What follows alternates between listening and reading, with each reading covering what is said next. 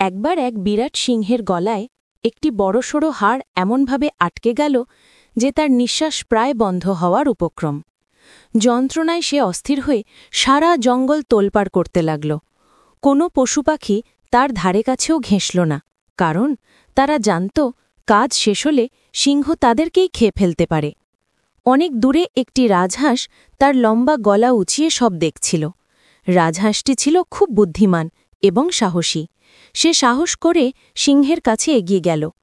সিংহ কাতর স্বরে রাজহাঁসকে দেখে বলল, হে রাজহাঁস, তুমি যদি আমার গলা থেকে এই হাড়টি বের করে দাও, তবে আমি তোমাকে অনেক মূল্যবান পুরস্কার দেব এবং তোমার ক্ষতি করব না, এই কথা দিচ্ছি।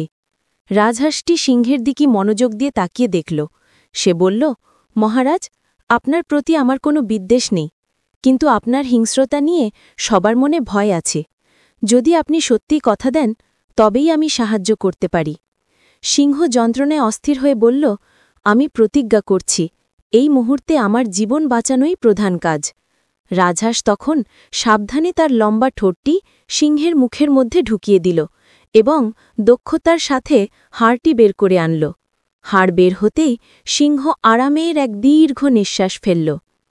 কিছুক্ষণ পর যখন রাজহাঁসটি তার প্রতিশ্রুত পুরস্কারের কথা জানতে চাইল, সিংহ তখন অহংকারের হাসি হেসে বলল, আরে বোকা, তুমি আমার মতো বন্য পশুর মুখের ভেতরে তোমার গলা ঢুকিয়েছিলে আর আমি তোমাকে কামড়ে খাইনি?